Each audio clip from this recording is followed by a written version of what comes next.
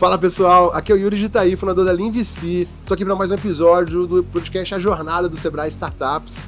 Esses episódios que a gente tá gravando são especiais, com founders de startups muito legais. E estamos gravando num evento para poder aproveitar o tempo desses caras para falar com a gente. Já que eles estão aqui no palco, a gente puxa para falar no nosso estúdio itinerante aqui do Sebrae. Então, para relembrar vocês, sigam o Sebrae Startups nas redes sociais e assinem o podcast na sua plataforma de áudio, vídeo favorita, A Jornada. Então vamos começar mais um com o Igor Senra, fundador da Quora, CEO da Quora. É isso. E muito obrigado, cara, por tirar um tempo para falar comigo. É isso, um prazer enorme. Ainda mais você me pedindo, pô, não tem como não estar aqui. A gente deve ter de convivência líquida umas 4, 5 horas em 20 anos, né? Mas é engraçado essa coisa do ecossistema de startup, que a gente encontra um founder que a gente costuma conviver. É como se estivesse no primeiro dia e a gente fala as coisas de sempre. E a gente se abre, é um negócio muito mais... Mas hoje tá gravando, né? Mas tudo bem. Mas tem um outro... É uma relação diferente mesmo. Com certeza, com uma certeza. Uma coisa muito intensa, talvez. E eu vou te falar uma coisa pessoal, assim, sinceramente. Eu acompanho vocês desde o comecinho, né? Eu já era velho quando vocês estavam começando. E, cara, ver vocês... Eu também. Ver vocês trabalhando e aquela coisa de... os desafios do dia a dia e montar a empresa. Então eu até queria puxar um pouco desse começo aí. Claro. Porque eu acho que é legal pro podcast, pro episódio que a gente vai tratar hoje, que é o que a gente pode chamar de período pré-cambriano do São Pedro Valley. Porque o pessoal que não sabe disso, São Pedro Valley é a comunidade, o ecossistema de startup de Belo Horizonte, a comunidade de startup de Belo Horizonte, e ganhou o nome de São Pedro Valley por causa do Barro de São Pedro, a gente pode falar rapidinho disso depois. Mas a Moip, que é a empresa que o Igor fundou com o Léo e com o Daniel, veio bem antes desse termo ser cunhado, né? Então, conta como é que era o mato naquela época que vocês começaram. Era alto. Na verdade, era o seguinte, quando a gente começou o Moip, a gente começou uma pequena empresa de pagamento. Não chamava nem startup, não era fintech, era um negócio, não existia Lean, não existia nada que hoje a gente já tem como frameworks bem difundidos. Playbook conhecido. Todo mundo sabe e tal. Então... a gente cometeu um punhado de erro por desconhecimento dessas coisas meio básicas, sabe? Vou contar um que eu acho incrível, que é o seguinte. O Moip não só era uma plataforma que todo mundo fica criticando, todo mundo fala de sistema distribuído, né? De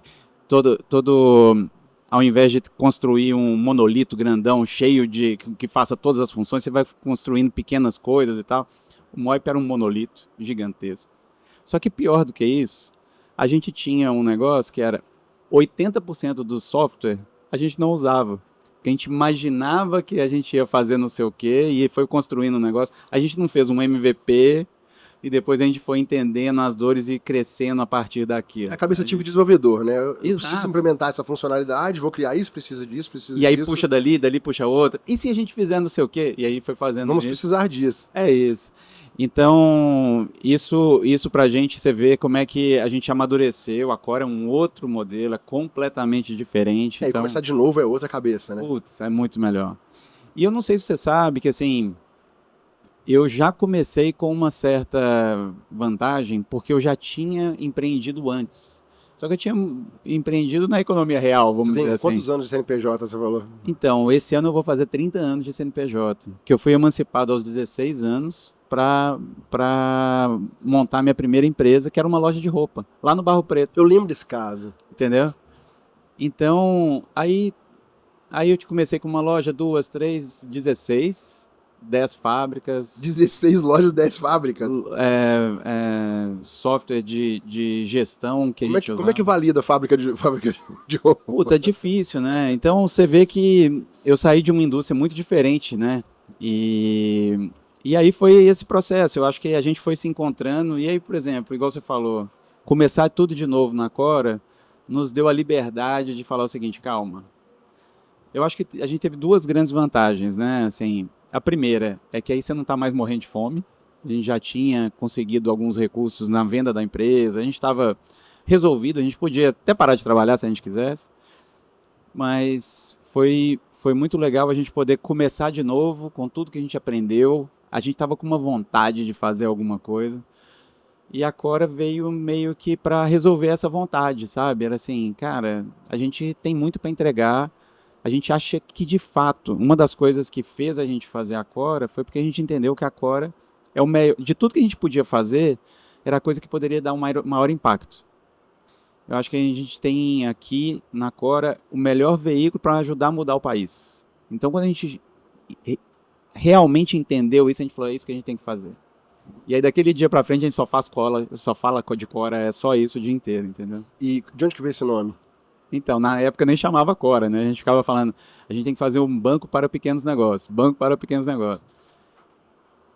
E, cara, Cora, primeiro que assim, é sempre importante falar que nome é um negócio muito difícil para qualquer negócio, né? A gente tinha algumas coisas na nossa cabeça que seriam importantes. A gente queria que fosse um nome feminino. Na época a gente tinha uma coisa muito forte que era assim, que se você for pensar, a gente queria poder fazer a brincadeira de que a gente é igualzinho os bancos grandes, só que é completamente diferente. Igual homem e mulher. É igual, mas é muito diferente, né? Então a gente queria ser, se você for pensar, todos os bancos grandes, ou até os digitais, todo mundo é Itaú, alguma coisa, né? E a gente queria se apropriar desse A, que vai para um outro lado, né? E a outra coisa, então a primeira coisa é isso, feminino. A segunda coisa é que num dado momento a gente se chamava de Brave. E não era Brave, era Brave, B-R-E-I-V. Tá, entendi. Porque o grande negócio era assim, a gente nasceu de fato desse negócio de entender que empreender não é fácil, né? A gente estava olhando as estatísticas, todo mundo fala, né? Não sei quantas empresas, só X% das empresas passam dos 2 primeiros anos e tal. A gente foi comparar essa estatística do Brasil com a Noruega, com o Canadá, com vários países desenvolvidos, e é muito parecido. É um ponto percentual para lá e para cá, mas é tudo... Por quê? Empreender é difícil. Não é fácil, entendeu? Então, a gente entendendo disso, uma das coisas que a gente queria era fazer uma homenagem para a pessoa que empreende. E o Brave era assim, cara, tem que ter coragem para empreender, né? Então, Cora vem feminino, vem da coragem, e a última coisa é o coração. A gente sabe que quando você coloca coração nas coisas, as coisas ficam muito melhor, né? Então, eu acho que essa aí é para fechar. Eu acho que Cora tem esses 3 grandes coisas por trás, sabe? Legal. Eu acho muito legal o nome. Os empreendedores trabalham muito com quando vão lançar a empresa, que nome a gente vai colocar. E eu tenho um problema. Mas é difícil, né? Como é que a minha empresa vai ser conhecida? Eu tô enxergando a minha empresa lá na frente com um nome super legal. Eu sou péssimo com o nome. Todo mundo, Minha primeira empresa de internet chamava Web. E minha aceleradora chamava Aceleradora. O que eu descobri depois que era muito bom pro SEO. É incrível. Mas eu acho legal porque tem muitos founders que eu conheço com um negócio complicado para escolher nome, briga por causa de nome. Mas o que eu costumo falar pro founder, acho que até um conselho legal para quem tá ouvindo se você está começando, tem muito mais gente que não conhece a sua empresa do que conhece. Então fazer seu marketing para pouca gente ter que mudar o nome, é melhor você fazer o nome que for agora. É claro. Daqui a 50 clientes, muda seu nome se você achar ruim, mas não preocupa tanto com isso. Você vê empresas tipo a Gympass agora fazendo um rebrand. Olha o tamanho, né, do negócio. Super vídeo, cuidando com todo mundo falando, todo mundo publicando no post para poder ajudar a mostrar que o nome é novo, que tem muito mais a ver com a marca. Exato. Vocês já nasceram com uma coisa muito mais coração, então você não vai ter esse problema para frente, eu acho. Tomara que não. Bom, com relação ao seu time de cofundadores, como é que você consegue pintar vocês 3 assim? Tem complementaridade? Vocês são muito parecidos? Quem que puxa para qual lado? Como é que é esse jogo de vocês? Eu acho que assim, você sabe que no Moip, né, a gente acabava tendo a oportunidade de ver vários negócios começando. E a gente teve a oportunidade de ver várias pessoas chegando lá. Eu via que o Moip ficava na Faria Lima. Então, bem no estereótipo, chegava aquela turma de Faria Limers, todo mundo muito parecido, vestido igual, com a camisa com as letrinhas aqui e tal, e falava assim, estamos montando um negócio novo e tal. E os caras não tinham empresa, não tinha negócio, era um PowerPoint e falavam assim, eu sou o CEO, eu sou o COO, eu sou o C não sei o que, tal. Eu falava, ih, caramba, esse negócio... Povo igual, parecido, todo mundo da mesma escola. Nós íamos lá de Belo Horizonte. E aí, cara, esse negócio é um negócio que sempre me assustou. Eu acho que uma das grandes sortes que eu tive na vida foi ter escolhido de forma... Eu acho que aí é um pouco de sorte, um pouco de trabalho, ter escolhido certos os sócios que eu me juntei a eles, tá? E por que isso? Porque, assim, a primeira coisa, a gente é muito diferente. A gente é muito diferente nas coisas que ajudam, mas não são definitivas. E a gente é muito parecido naqueles valores que realmente importam. Então, a gente sabia, falar assim, fulano de tal vai tomar uma decisão desse jeito. Vamos lá falar com ele, já sabemos o que vai sair. Já vai ser desse jeito. O outro vai tomar a decisão daquele outro jeito, porque ele tem esses vieses. Mas a gente podia considerar que determinados valores, aquele core ali, estavam ali. Então eu poderia confiar na decisão de todo mundo, sabendo que tinha esses vieses, mas que aquele centro ali, aquele núcleo duro do negócio estava firme, sabe? Então isso pra gente sempre foi muito, muito legal. Eu acho que tentar fazer essas empresas com todo mundo muito parecido é o início do fim já, sabe? E uma das coisas que a gente fez foi...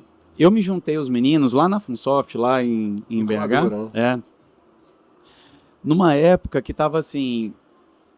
eu estava procurando alguma coisa para fazer, eles estavam com um produto bem pré-operacional, estavam trabalhando na ideia. A ideia da mãe. E aí eu me juntei, fui lá conversar com eles e tal. Eu falei assim, gente, esses caras são muito legais. Só que eles eram muito técnicos na época. Eles tinham até dificuldade de falar com as pessoas, assim. O negócio dele era codar, um fazia inteligência artificial, naquela época, modelos de previsão, machine learning, essas coisas, muito doido.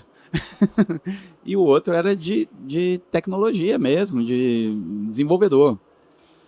E aí eu fui lá conversar com eles, eu falei, cara, esses caras são muito espertos. Eu não sei o que nós vamos fazer, mas se esse trem der certo ou não der, a gente vai fazer outra coisa, porque aqui tem coisa, sabe? Só que ao invés de... Normalmente eu vejo as pessoas dando conselhos de falar o seguinte, cara, vai lá, tenta colocar no papel o que funciona e tal. A gente fez nada disso. Eu fiz um negócio que era o seguinte, falei, cara... Porque eu me juntei a eles já estavam um pouco mais avançados num projeto, já tinha coisa pronta e tal. E aí, por mais que não tinha sido lançado, por mais que você olha no passado, era tipo assim, de zero, né? Eu tinha que respeitar esse momento que na cabeça de todo mundo já tinha um tempo investido, né? Então eu combinei com eles o seguinte, cara, a partir de amanhã eu vou vir aqui, vou trabalhar com vocês. Todo dia. E aí a gente vai vendo como é que vai evoluir essa nossa parceria. Eventualmente a gente faz alguma coisa junto.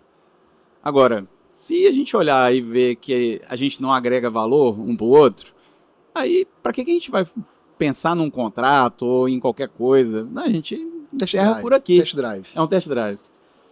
E assim a gente fez. Eu não sei, eu tenho um problema com o tempo do passado, assim, eu não sei se foi 2 meses ou 6 meses, sabe? Mas foi alguma coisa nesse intervalo, foram várias e várias interações, até eu falar, puta, eu quero fazer um negócio com esses meninos. E aí quando a gente sentou para conversar, demorou 5 minutos. Porque tanto do lado deles quanto do meu, a gente já tinha entendido o valor que a gente poderia acrescentar juntos. Já sabia, a gente não precisou de falar assim, então você vai cuidar disso, você vai cuidar daquilo, eu faço. Já estava claro, a gente já foi fazendo isso ao longo desse tempo de trabalho junto. Então a gente ficou muito tempo trabalhando junto, se entendendo, se conhecendo, para a gente ter a conversa mais rápida da história, que foi, vamos ser sócios, vamos fazer isso, daqui para frente tá valendo? Tá valendo, tá valendo. E assim a gente fez. Isso foi 2009? 2006. Bem antes, né? E vocês venderam a Moip quando? Nós vendemos um Moip em 2016. Ficamos até o final de 2018. E ficamos 12 anos lá. Vocês ficaram um tempo com loquinha, aquelas coisas de preso? Como é que vocês negociaram isso aí? Na verdade, essa é outra história, né? Você sabe que o mineiro tem causa pra tudo. Alguém assa um pão de queijo pra nós aí, por favor. Cara, o que rolou foi o seguinte. A gente já tinha assinado todos os contratos. Você sabe que é uns calhamaço de papel do caralho. 3 vias deles. A gente já tinha assinado um tanto.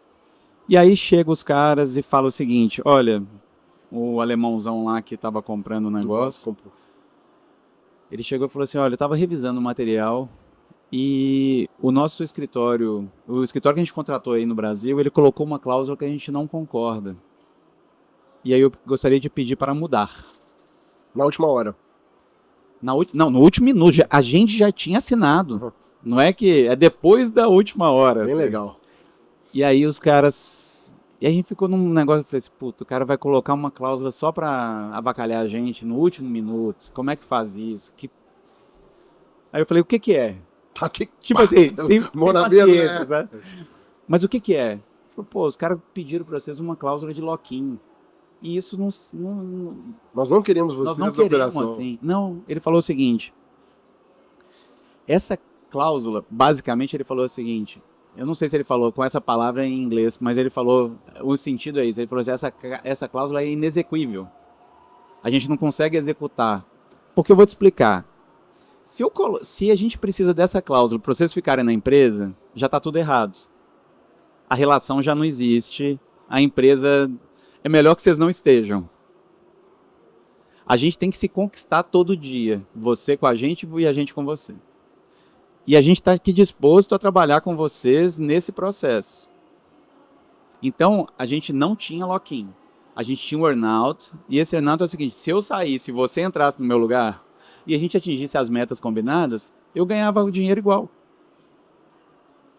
Cara, e eu não sei se foi isso. Eu não sei se foi isso também, porque eles nos deram muita liberdade. E esse fato da gente estar lá porque a gente queria, e a gente tinha um compromisso com eles, a gente falou, não, nós vamos fazer esse trem dar certo, sabe? A gente nunca pensou em sair. Isso tem a ver com os valores de vocês lá atrás, como você comentou, os valores que uniam a gente. E outra coisa, eu vou te falar até uma coisa a mais. Eu acabei comprando um apartamento 3 quarteirões de lá. Eu nunca imaginei que eu ia deixar de trabalhar naquela empresa na vida. O que aconteceu foi que depois de quase 3 anos que a gente estava lá, o pessoal chegou pra gente e falou assim, tá ótimo, a gente é muito feliz por tudo que vocês fizeram, mas a gente quer fazer uma mudança. Ao invés de ir atrás dos pequenos negócios, a gente quer que vocês vão atrás das maiores empresas do Brasil. Aí naquele momento a gente falou, cara, não serve mais pra gente, isso aqui não conversa mais com a gente gosta do outro negócio, a gente nem sabia que a gente gostava tanto, pra te falar a verdade. Foi uma prova de fogo e a gente falou, não passamos na prova, entendeu? Isso aqui, porque eu acho que a empresa pode ter essas mudanças, eu acho que é natural, só que a gente não tinha entendido que aquilo era uma coisa tão fundamental pra gente. Aí naquele momento a gente resolveu que a gente ia, tá bom, então vocês... Continua a vida aí, nós vamos fazer outra coisa. E aí logo a gente acabou chegando na Cora, que é meio que a continuação do que a gente estava fazendo. Então, para quem não conhece, que é muito novo, né, a Moip era um meio de pagamento, que tinha adiantamento, etc. Como a gente conhece um monte de meio de pagamento tem hoje em dia. Acho que um dos primeiros do Brasil. Foi um dos primeiros, sim. E a Cora é um banco para PJ pequena. É isso? O que é o pitch da Cora hoje? Não, é exatamente isso. A gente é um banco para pequenos negócios. Que a gente viu que o que acontecia é que quando a gente começou o Moip, existiam só 4 empresas de pagamento. E essas empresas ajudavam outras a receber pagamento e entregava dinheiro na conta dos bancos grandes.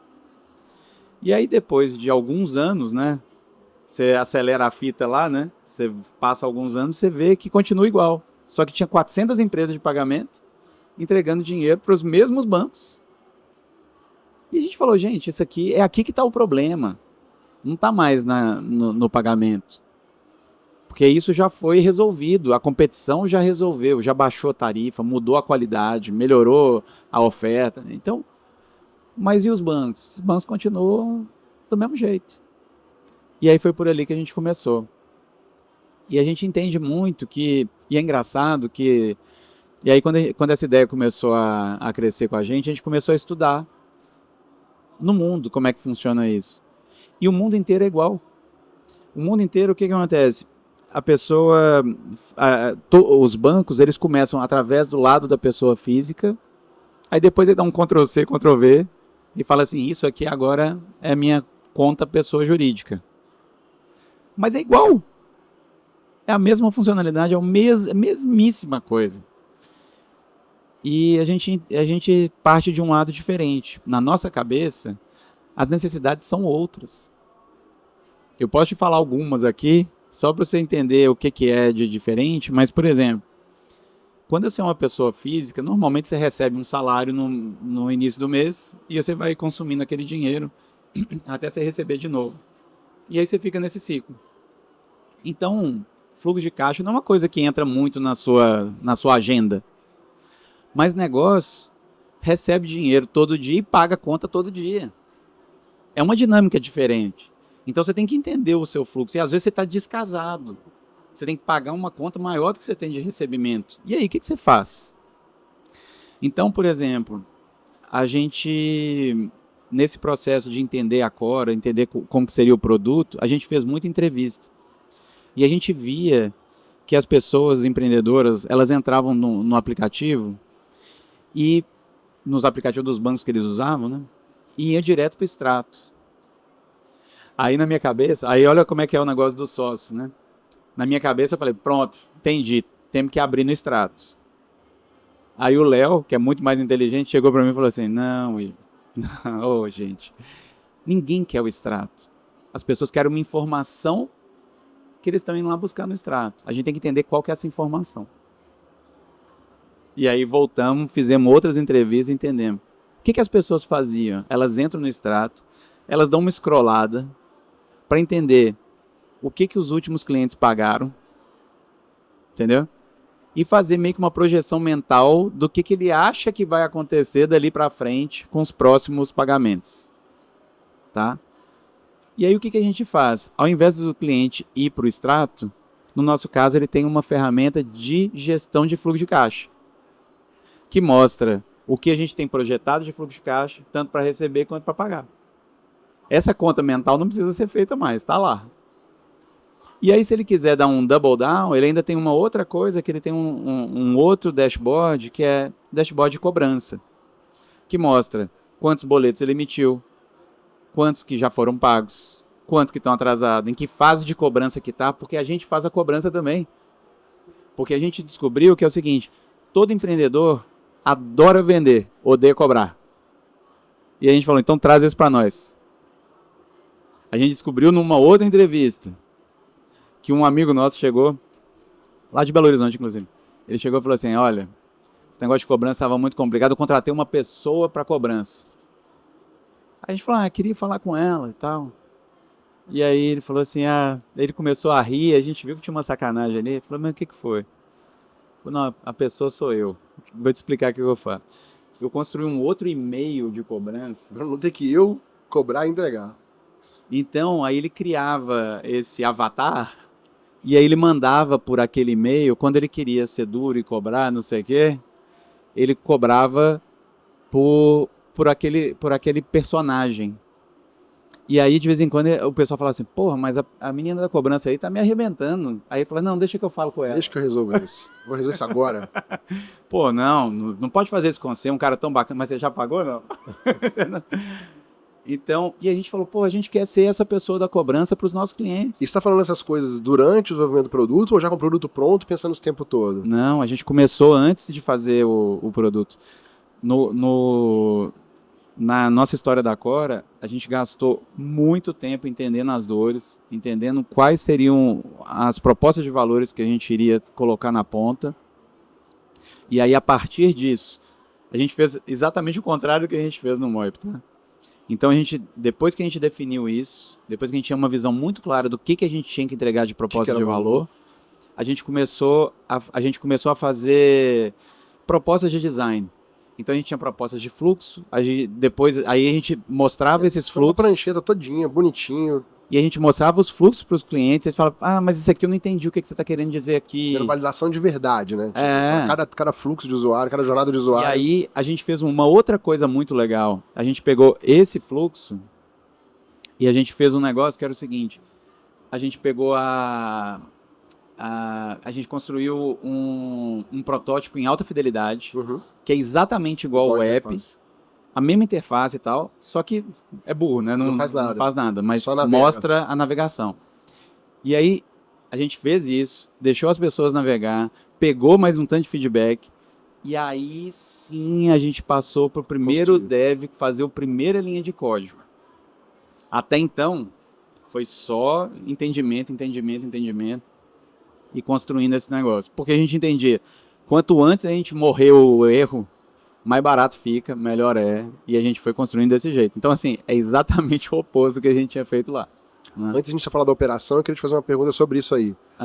Você tinha como bancar esse começo da validação por conta própria? Vocês tinham... Essa foi a beleza. Essa foi a beleza de já ter feito uma saída. A gente colocou um dinheirinho nosso lá, cada um casou um dinheiro e falou, bora pra frente? Bora. E aí, que hora que vocês pensaram em pegar investimento? Cara, é até interessante porque é o seguinte, na nossa história no Moip foi muito difícil. A gente levantou grana quando o mundo era outro. Existiam pouquíssimas empresas que eram dispostas a investir em algum tipo de startup ou coisa parecida aqui no Brasil. A gente tinha muita clareza sobre isso e eles também. Então eles colocavam as condições mais leoninas que você podia imaginar.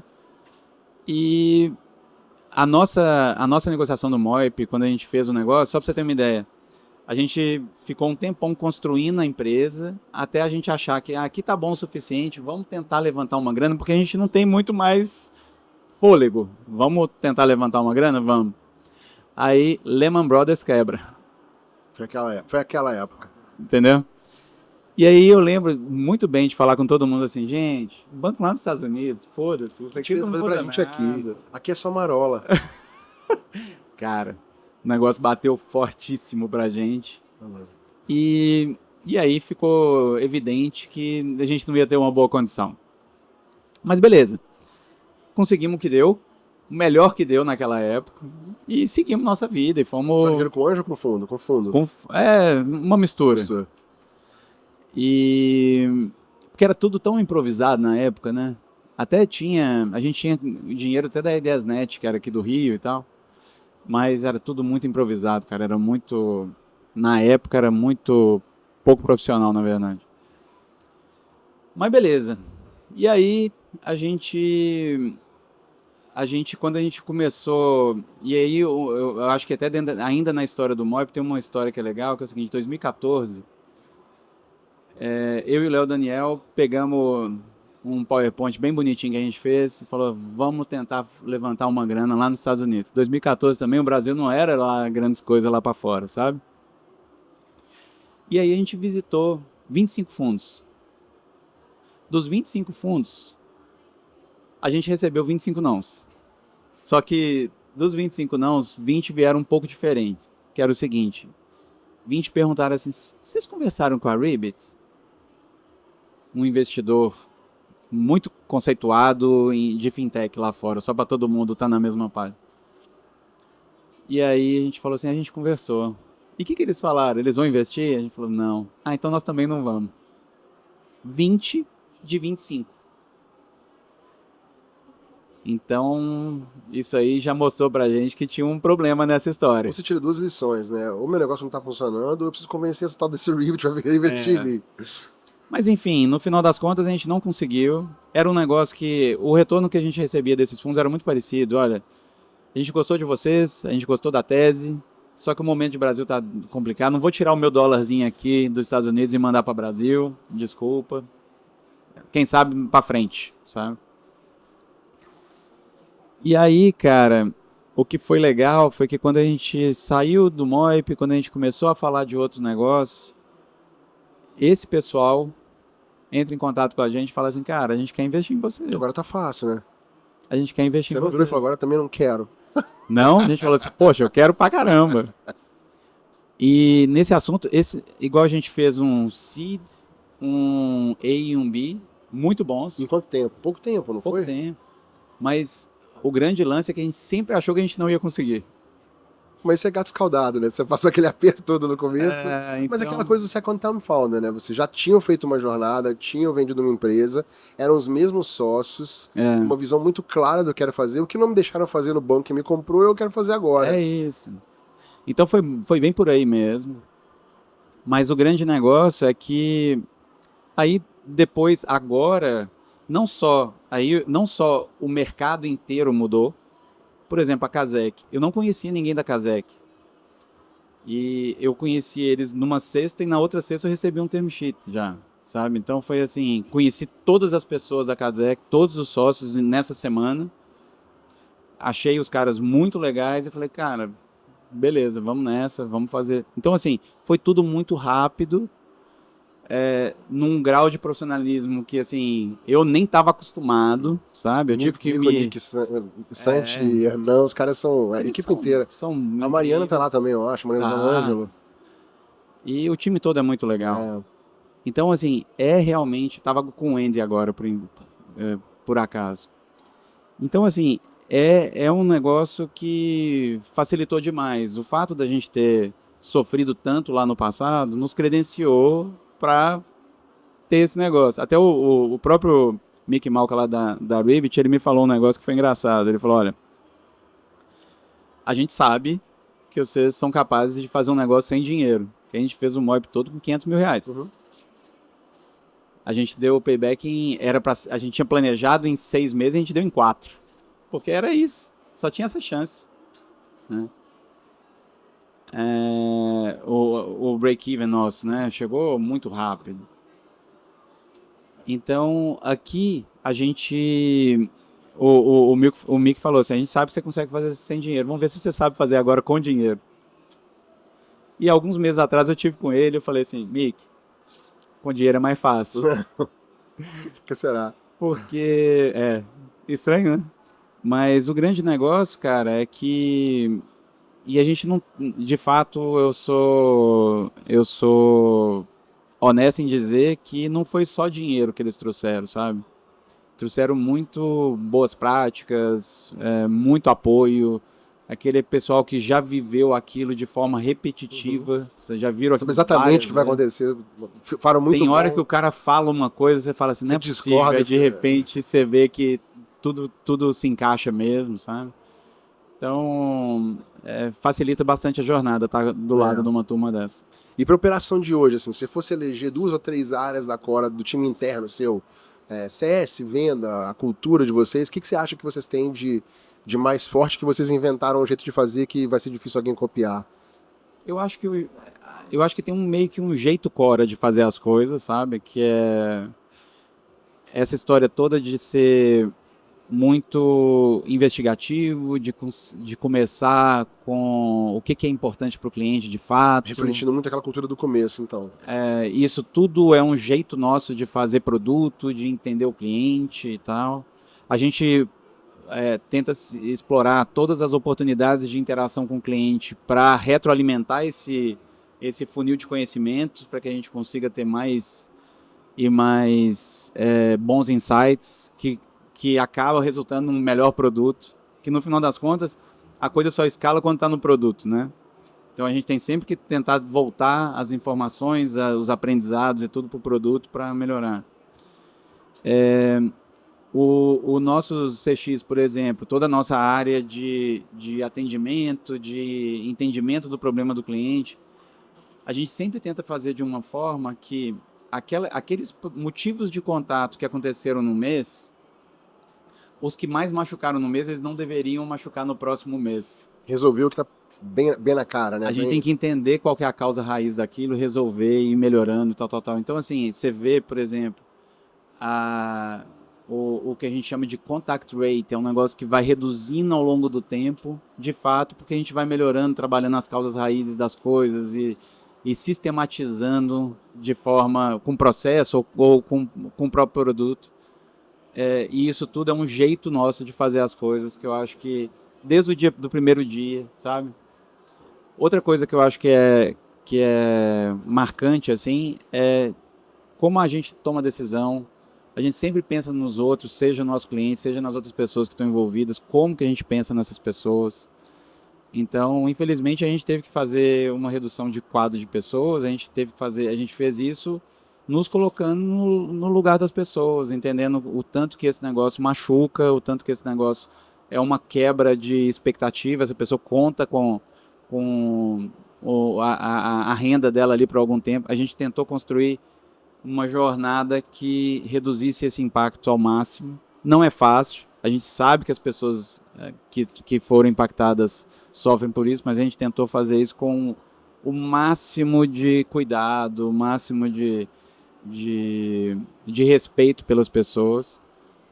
Mas às vezes você tem que tomar, e a gente tem uma medida lá que eu acho que é interessante, que a gente tem que olhar o que é importante para a Cora, o que é importante para o time e o que é importante para o indivíduo nesta ordem. Então às vezes a gente tem que tomar decisões que são importantes para a Cora, mas todas elas a gente leva em consideração como minimizar os impactos de cada uma dessas decisões. Eu acho que isso tudo é um jeito nosso de fazer as coisas. Eu acho legal que, apesar de ser de fintech, você tem uma energia muito serena, assim. Deve ter pouco estresse pra você cuidar do dia a dia e tal, que eu tô vendo. Não, e não só isso. É sinal isso. de uma espiritualidade ou uma positividade muito grande, ou então porque o time tá resolvendo muito bem os problemas que vocês estão tendo. Eu acho que talvez um pouco de cada. Eu acho que talvez tenha um negócio que é o seguinte, a gente já viveu muita coisa, né, Yuri? Assim, e já passamos por maus bocados em todos os lados da vida. E aí, cara, na verdade, eu acho que o grande ponto é que a gente vai construindo uma casca também, sabe? Te afeta menos. Eu acho que as coisas batem de um jeito menos...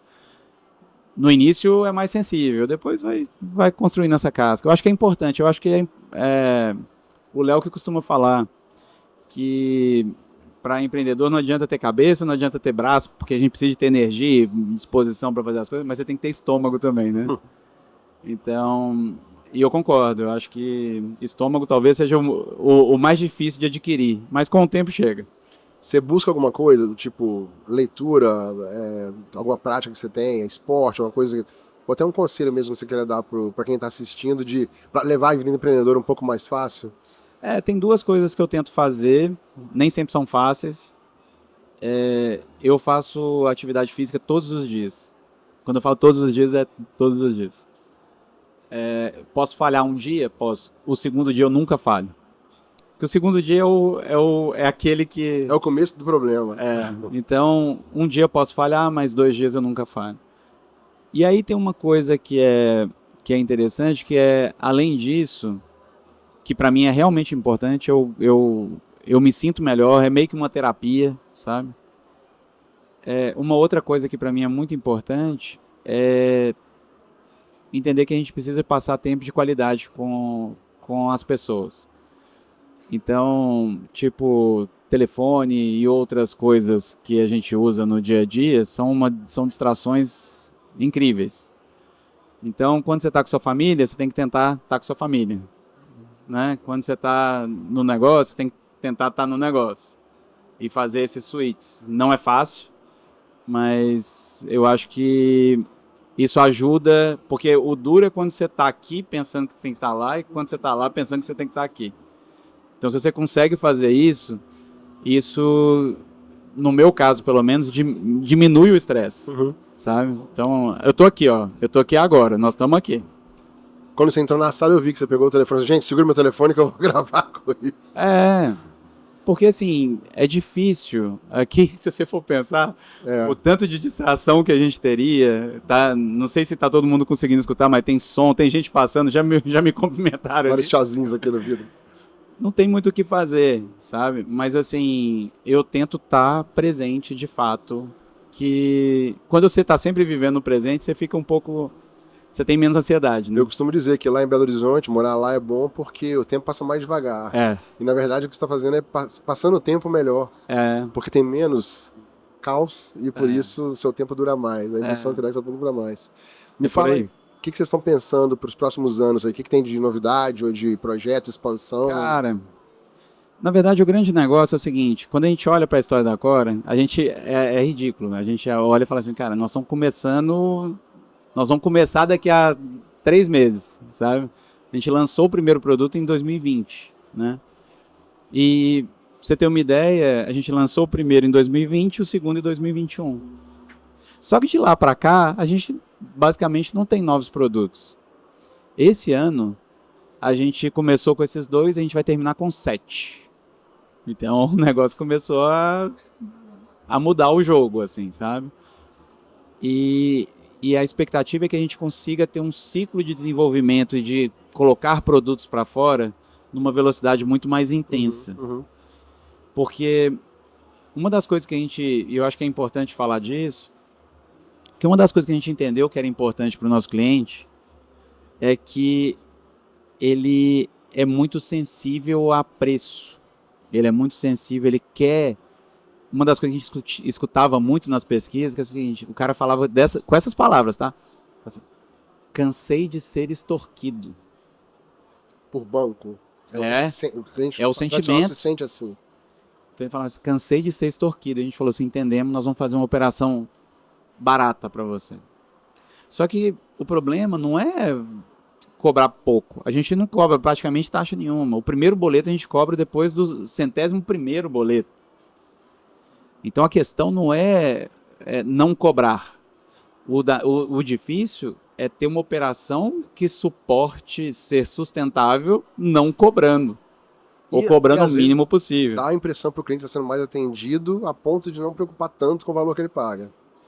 Então, isso foi uma luta. Então a gente teve que fazer muitas coisas, a gente teve que automatizar muita coisa, a gente teve que tirar muito middleman, a gente teve que fazer muitas coisas direto e gastar um tempo, ser mais profundo e tal, para que a gente conseguisse ter essa operação muito barata.